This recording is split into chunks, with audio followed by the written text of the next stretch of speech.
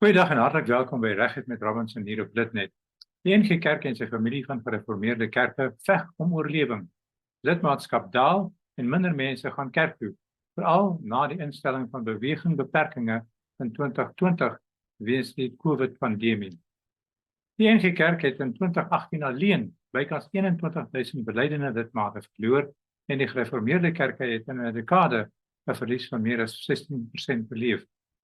Inkomste het beduidend gedaal. Sommiges is weg, omdat er 'n keelvol is oor die NG Kerk se gesloer om 'n duidelike en finale besluit te neem oor selfde geslagverhoudinge. Dieselfde geld eenheid tussen die Gereformeerde Kerke. 'n week of wat gelede het 'n besonderse gebeurtenis plaasgevind in Bethlehem. Vir die eerste keer in 8 jaar het die NG Kerk Vrystaat inisiatief geneem om met haar familiekerke te vergader. Die NG Kerk het besluit om oor grense uit te reik na alle gemeenskappe. Ons gaste is dominee Jan Lubbe, voorsitter van die NG Kerk Vrystaat sinode, en dominee Akash Sirpal van die Reformed Church in Afrika. Dominee Jan, ek wil met jou begin. Is die situasie besig om te versleg ten opsigte van julle lidmaatskap? Goeiemôre en dankie vir die geleentheid.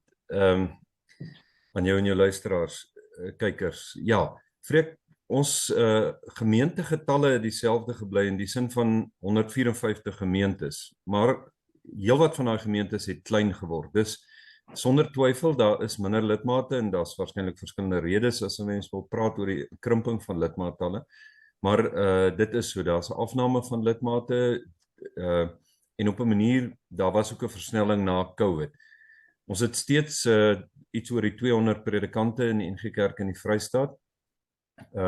Maar daar ook wat ons predikante kort betref, is daar veroudering en natuurlik finansiële faktore speel ook 'n rol in watter mate gemeentes nog lidmate kan bekostig. Ek sal graag verder weer daarop gaan nou, maar sê net vir ons, in watter streke is die afname die ergste? Platteland, waarskynlik hang dit baie nou saam met landbou en dan in die vroeëre mynareas, ek dink veral in die Goudveld omgewing byvoorbeeld. The Reverend Akash Sirpal, what is the situation in your church? Yes, good morning, Freek and Dominee Jan. Thank you for the opportunity. Maybe I must just reiterate that the RCA compared to the NGK is very much smaller. Reason being, we're an outreach work of the NG Kerk, and so our congregations are just 12 around the country, and probably at its height, the membership was maybe between 3,000 to 4,000. So that's how big we have been, and currently congregations are dwindling.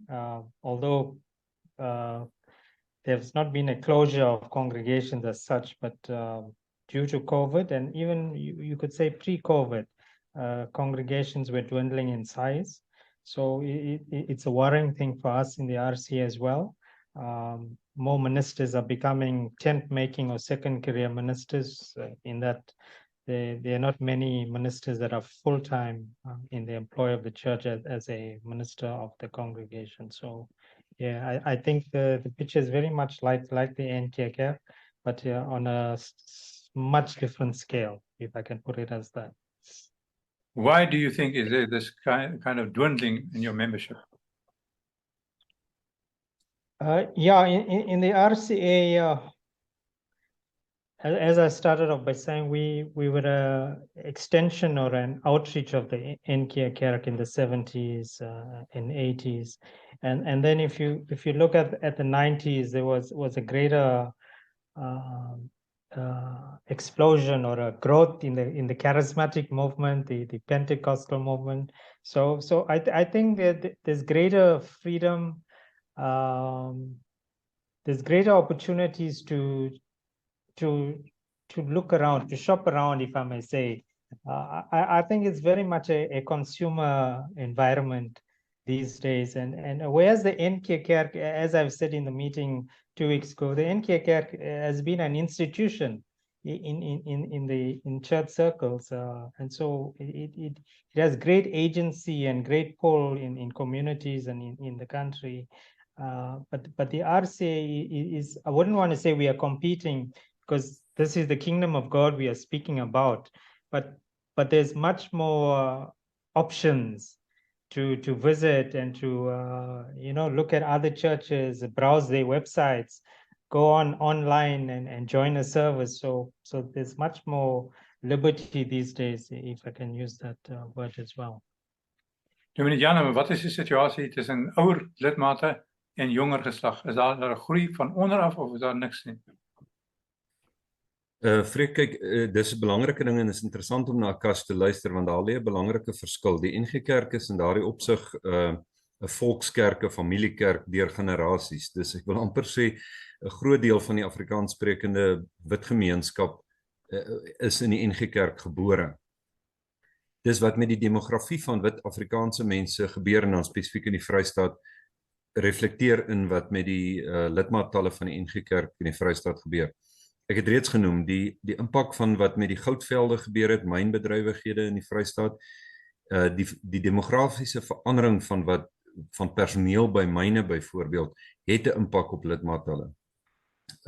Die meganisering van landbou, dat jy eintlik nie meer klein familieboerderytjies het nie, maar begin kyk na groter bedrywe, beteken die voedingsbronne van tradisioneel NG gemeentes het verander. En dan, jy het dit genoem nou, veroudering. Wat Akash gesê het is baie waar. 'n Jonger generasie, en daarmee bedoel ek nou sê maar hier in 40s en jonger, het net meer opsies, kyk na meer moontlikhede. Dus daar's ook 'n groter diversiteit van moontlikhede op die platteland, en jonger mense kies makliker. En dan die groot ding waarmee ons in die Vrystaat te doen het, is die migrasie van die dorpe na die enkele stede. Daarmee dink ek nou sê maar groot sentra soos Bloemfontein, Sasolburg, Bethlehem 'n bietjie, Kroonstad dalk nog, en dan 'n semigrasie uit die Vrystaat van ouer mense suidwaarts na die suid en die Wes-Kaap. So ek wil amper sê wat demografies met wit Afrikaanse mense in die land en in die Vrystaat gebeur, repeteer ook in die NG Kerk. Daar's ander, sou jy dalk kon sê, teologiese oorwegings, maar dalk kom ons later daarby. Ja nee, verseker, en dan die situasie, die agteruitgang in die lidmaatskap moet noodwendig gevolg hê vir die finansies van die kerk, die inkomste wat hy, sy vermoë om predikante te beroep en hulle te betaal, 'n redelike salaris daarom, en dan nog ander uitreikprojekte ook te doen. Verseker, nee, dit is so. Die verrassende, Freek, was ons almal se verwagting was die impak van COVID gaan, een van die groot impakte gaan finansiëel wees op die situasie van gemeentes. Maar feitelik alle gemeentes in die Vrystaat het terugvoer gegee dat hulle finansiëel COVID kon oorleef. Ek dink die post-COVID situasie, die afgelope jaar 2022 en dan natuurlik die groter ekonomiese prentjie in die land, bied verseker uitdagings aan gemeentes, aan kerke, ook wat die NG Kerk betref. Miskien net nog oor die finansies, mense is baie dankbaar dat juis onder COVID en daarna daar in gemeentes 'n groot bewussyn gegroei het van die nood in ons samelewing en gemeenskappe. En gemeentes het hulle harte en hulle beursies oopgemaak om te help, juis vanweë die ontwrigting wat deur COVID meegebring is. So daar's twee kante aan die finansiële prentjie. Ek dink oor die algemeen is alle gemeentes in die Vrystaat en ons sinode diep onder die indruk van verantwoordelike finansiële bestuur op die oomblik. Mense weet daar's risiko's, die toekoms is onseker. So ons kyk na allerlei planne. Ons is ontsettend dankbaar dat daar wel oor die afgelope 165 jaar, want dis hoe oud ons sinode is, daar fondse gebeure is wat dit moontlik maak, en 'n mens begin dink aan byvoorbeeld hulp aan gemeentes. Ons gee byvoorbeeld aan ringe op die oomblik 30 na 50.000 rand per jaar om aan te wend, het sy vir die ondersteuning van bediening in kleiner gemeentes of in die gemeenskap. So daar is dat daar finansiële druk is, dis sonder twyfel so. Maar in so 'n mate sodat julle moet van die poste moet julle afskaal tot sê nou maar tydelike poste en so aan.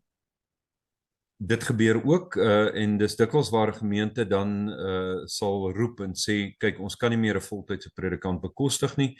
Ons kyk na 'n kontrak. Akash offered the possibility of tentmakers, people working professionally en wat dan ook kan help in 'n gemeente, sê net maar oor naweke. So daar word na verskillende opsies gekyk. Ons het ook afgetrede leraars wat sê net maar van 65 na 70 jarige ouderdom help in sulke gemeentes. All right, the Reverend Akash, Sirpal, the financial situation of your church. Yeah, I think we can also say that in the post-COVID we are recovering, and it's good to see that some congregations are much more stable than others. But like I said earlier on, there are congregations where ministers are in a second career post. But the interesting thing about the future of the church and where we as RC had to learn, there was a time in the 80s and maybe even early 90s where the churches relied heavily on subsidies from the NG Kerk, from the different synods and different congregations. So we are no longer in the position where we rely 100% on subsidies from the NG Kerk, sinode and other congregations. We've learned that I think it's one of the principles in missions that we learn. The church has to be self-governing and self-sustaining and self-propagating. So we've learned that concept that we need to be self-sustaining as well. So yeah, to answer your question, coming back, there has been difficulties prior to COVID, and we've seen out COVID. We've seen the resilience of people, the willingness to help each other. And so now we past COVID, so we're trying to recover and go forward. So we are thankful to the Lord for the financial aspect of the church. Meneer Jan, maar die kerk bevindt homself binne in natuurlik 'n gemeenskap. Hy is nie losgesny van 'n gemeenskap nie. Jy moet beweeg binne die gemeenskap wat jy bedien. En daar het ek die situasie, die ekonomiese situasie, maar redelik sleg. So die gevolge daarvan moet julle ook tref. Ja, verseker dit is so, Freek, en miskien is dit die belangrikste wat ek dink ons almal bewus geword het in die Bethlehem ontmoeting, was dat dit wat in ons konteks gebeur, impakteer op die kerke. Maar nou mense nou baie maklik daaraan kon dink in terme van oorlewing. Jy weet, wat moet ons doen om binne hierdie konteks te oorleef of om binne hierdie konteks relevant te wees? En ek dink die bewussyn het dieper gegaan as dit, dat ons dit gaan nie in die eerste instansie om 'n oorlewing van kerke of sekere gemeentes of 'n kerkverband, maar dit gaan oor 'n roeping wat 'n mens in hierdie konteks het.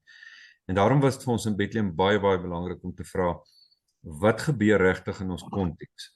En hoe kan ons as kerke daarby help? En dit was ons goed daarom om te luister na mekaar, ook na die familie van kerke, want die kontekste verskil. Daar is in ons land, in die Vrystaat, nog steeds 2-3 verskillende kontekste, net as jy dink in terme van kleur en bevolkingsgroepe. Reverend Akash, coming to you, a little bit more controversial now. You've had the situation last year in July when there were riots in the streets and so on. Do you fear that political violence and inter-race problems are increasing in the country? I think sometimes there's little sparks that start this bigger fires, if I can speak in those metaphors.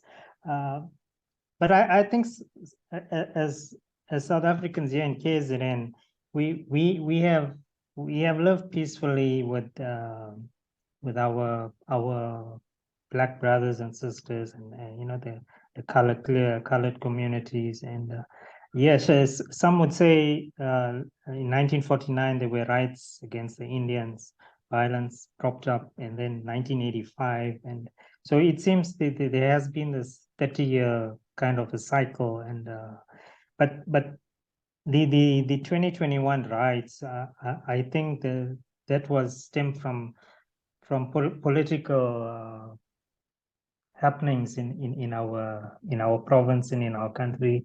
It had much to do with the former president going to jail. So for me, I would like to think that we have lived peacefully, and if you see how our communities are drawn up or developed, we are Indian communities next to a previously black community and a colored. So we live peacefully for most part of those times. Like I've said, there's been riots in 1949 and 1985 and now to 2000, but those were three major incidents. So I want to be hopeful and optimistic that it's not going to be the norm. It's just an exception to the norm. So I want to be positive. If you look at those riots and so on, it was ugly, and one could make the kind of suggestion that there was a political element to it, or not. Yeah, no, definitely. But I mean, at the end of those things, I think you being in the media would have heard the name Phoenix. Yes. After a long time, or maybe the first time, you may have heard the name Phoenix, and it kind of brings in all kinds of emotions and understanding. But you must understand that Phoenix is as I've said in our meeting in Bethlehem, is the largest concentration of Indians in the southern hemisphere outside of India. So if you come to Phoenix, you just see, I don't think you've seen it anywhere else. You just see lots of Indian people, and there was unruly elements in those during the violence, and criminal elements. But the courts have seen to those elements, the criminal elements. But if I have to put it crudely and bluntly, I don't see myself. I wouldn't want to be described as racist. The people I work with, they know the community. We work peacefully with, if I can refer to Black people. They are brothers and sisters, and we try to always treat them with respect and dignity. And I think that mindset has changed for the last 30 years. If I can recall previous mindsets, maybe when I was a little boy, and that's like more than 40 years ago, when we would hear negative talks and stuff. But I mean, times have changed. If person of color comes to my house, I will use the same cutlery that we use, and we embrace each other. And I would like to think that there's positives, and maybe to add my time in the Free State as well. I went to the Free State in the early 2000s, and white people they embraced me. They embraced us as students. And this is despite the situation in the Free State in the past, where Indian people like yourself had to rush to get out of the province before dark. Yeah, I think at 6 o'clock you were not allowed to be in the province. So I'm just drawing a comparison. I think the dynamics have changed. Yes, there'll always be these elements. I think on New Year's Day in the Free State there was something that happened. I didn't follow it so much. But I want to be hopeful that that KZN is not a place full of racist Indians or racist whites. There are mindsets that find it hard to adapt to change, but I want to believe that there's hope for our country. Meneer Jan, die vergadering wat julle gehou het, eers net op julle eie en toe later saam met die ander kerke. Toe julle op julle eie was, toe het heel wat van die afgevaardigdes daar, maar ek nie heel wat nie, hele paar van hulle sê, hulle neem waar dat daar 'n groter racistiese gevoel onder die gemeenskap vaardig is. Met ander woorde, om 'n blaatant te stel dat wites onder die omstandighede kwaader word en as gevolg meer racisties. Wat is jou eie mening daaroor? En is dit so dat daar hierdie soort van tendens is? Ek sou baie graag eintlik met Akash wou saamstem om te sê, as mens terugkyk, sien jy van waar af ons gekom het en ek is steeds daarvan oortuig dat die meerderheid lidmate van die NG Kerk familie, sê nou maar ons en Akash hulle in die VGK en die NG Kerk in Afrika, ander kerke is mense wat mekaar regtig wil omhels en saamleef. Dit is nie meer 'n geval van die lotgevalle van een bevolkingsgroep is los te maak van die res van die land nie. So ek sou daai positiewe boodskap wou versterk, maar dit is so. En dit het te doen met verskillende goed. Ek wil 3 goed noem. Ek dink die ekonomiese realiteite in ons land, daar's mededinging en kompetisie ten opsigte van bronne, en die werkloosheidssyfer in die Vrystaat is ontsaglik groot. Dus daar's baie mense wat ekonomies uitgelewer voel. En dit in verskillende groepe, maar miskien nou daar statistiek. Die tweede ding is, misdaad en korrupsie skep nie 'n ideale omgewing waarin jy sê nou maar kulturele of ander vooroordele kan aanspreek nie. Misdaad en korrupsie dryf dit op die spits. Want daar word gewerk met vooroordele, daar word gewerk met persepsies. Wit mense is so, swart mense is so, en jy weet, so die hele gesprek oor korrupsie, en dis hoekom ek dink dit so ontsaglik belangrik is, en dit bring die derde ding in die prentjie, dat ons sterk leierskap moet hê.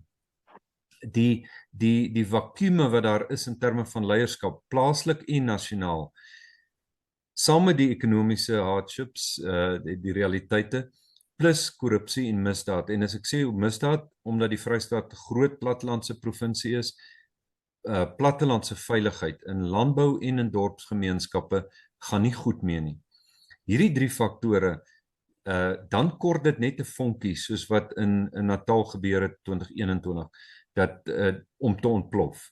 En nou ja, Akash het daarna verwys, ons het 'n klein maar baie ongelukkige insident by Maselspoort gehad op Kersdag, en as jy gesien het hoe dit in sosiale media ontplof het, wat jy eintlik sou kon sê, dit het niks met die groter gemeenskappe nie, dit is 'n paar individue, hulle word op die oomblik hulle verskyn in die hof te doen.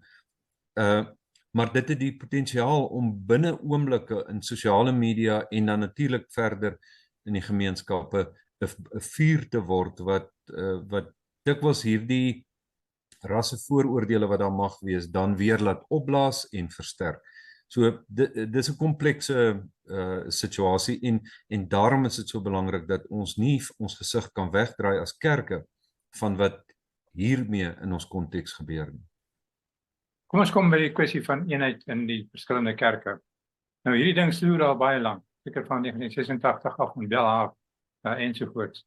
So toe julle nou vergader het vir die eerste keer in 8 jaar met julle familiekerke daar in die omgewing van die Vrystaat en in Bethlehem, toe kry mens die indruk dat dit gaan oor samewerking en nie vereniging nie.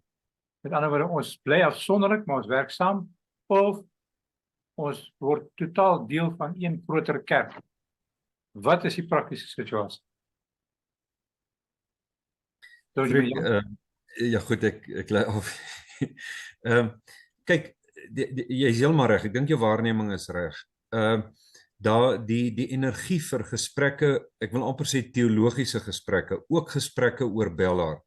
Daardie energie het in die laaste klompie jare in voor COVID al, ek wil amper sê so in die laaste 10 jaar of wat, het daardie energie op 'n manier 'n laagtepunt bereik. Dit hang saam met wat in die groter konteks gebeur. Dis amper asof oorlewing van mense so op die voorgrond gekom het dat mense dink iets soos gesprekke oor eenheid tussen kerke is 'n luukse, ons kan dit bære verlate. Wat ek nie meer saamstem nie, maar jou waarneming daaroor is reg. Die tweede opmerking wat ek wil maak is die keuse om dan te sê, maar weet jy, miskien moet ons die groter teologiese verskille, jy weet, die vraag nou byvoorbeeld oor of die Bellard belydenis 'n belydenisskrif en so, daai soort van teologies goed. Miskien is dit vir 'n oomblik net los en fokus op die onmiddellike behoefte aan in al ons gemeenskappe, in klein dorpies, wat kan ons prakties sigbaar doen? En uit ons gesprekke in Bethlehem was dit duidelik, soms bereik jy 'n groter eenheid. Die erkenning van medemenslikheid, die erkenning van gedeelde leed, bereik jy dalk meer deur gewoon langs mekaar in die dorp te leef, strate te help regmaak, jong mense te help, kinders. So, Freek, ek hoop dat die teologiese gesprekke tussen ons as families kan verdiep en kan vorder, en dit sou die wonderlikste dag wees as ons net van een groot NG Kerk Reformed Church in Afrika familie kan praat en nie hierdie klein moeilike verskille nie, want dit is ongelukkig, dit ondermyn ook ons boodskap oor vrede en versoening. So Reverend Akash, Sirpal, what is your view about this toenadering, as we say in Afrikaans? Is it real? Is it going to be practical? Is it going to be sensible? Is it going to be to the advantage of the people? What is your assessment of the situation? Why were you there during that combined meeting of the churches and the NG Church? Yeah, I think unity was not part of that meeting or on that agenda, and some of my other colleagues have attended previous unity talks. But what would you like to see coming out of those kind of negotiations? I like what the NG Kerk in Natal in KZN. I think a few years ago, the motto was "Op pad saam met Christus." I think it translates on the road together with Christ. So we very much we want to walk together with our family, because like we've always said, I may disagree with my brother or my sister at some point in our walk together as family, but it doesn't mean we cut ourselves off and we disown each other and walk away. So this is my personal view, that we must continue to walk together, to listen. I think, as Dominic Jan has said, to recognize the value of our personhood, to help smaller communities to do joint projects. I'm not saying we must do the complete work of government, because they are tasked with these agencies, social welfare and all these departments here. But we must just, I think that's what the kingdom of God is about, the reign of God, to walk with each other and to see how best we can to help each other as community. And then again, I'm not saying that we must look to the NGK for all the direction and for all the money.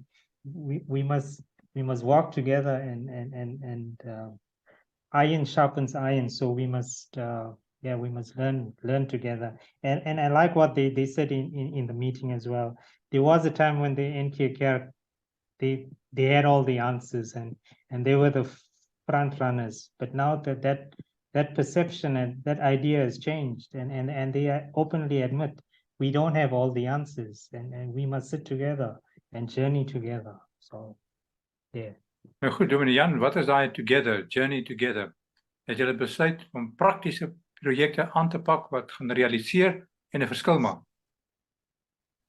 Ja, Freek, ek dink ons het 6 sulke areas geïdentifiseer wat gemeenskaplik en wat ons almal in ons gemeenskappe beleef. En die eerste is die van gewoonheid community care, in die kontekste waar ons is om 'n hand uit te streek na mekaar toe en hande te vat, soos wat Akash ook nou gesê het, om 'n daadwerklike verskil te maak. So die community care is 'n groot een. Wat daarmee saamhang, 'n tweede een is die hele gesprek oor resources, en daarmee bedoel 'n mens nie net ekonomiese bronne nie. Jy dink regtig aan water, aan energie, aan grond, en voedsel en alles wat daarmee saamhang. So ons wil graag die bewussyn bevorder in gemeentes om daar waar hulle is, klein in daai gemeenskappe, na ons bronne te kyk. 'n Derde veld wat ons geïdentifiseer het, is jong mense, die uitdagings wat ons kinders en kleinkinders wat jong werkendes in die gesig staar, en ek dink veral vanuit die NG Kerk in Afrika, VGK, maar Akash het dit ook op die tafel gesit, is die soort van uitdagings en struikelblokke wat daar is vir jong mense deesdae om, jy sou kon sê, 'n gesonde en 'n veilige lewe te kan lei. 'n Vierde een wat daarmee saamhang is die ontwikkeling van leierskap. So onderwys, opvoeding, en in al 4 van ons kerke wat in die gesprek was, is teologiese opleiding 'n baie belangrike uitdaging. En dan 5de een wat ek dan sou wou bysit, ons het ook gepraat oor ons teologiese identiteit, en dit het veral te doen met die boodskap wat ons in hierdie tyd wil dra.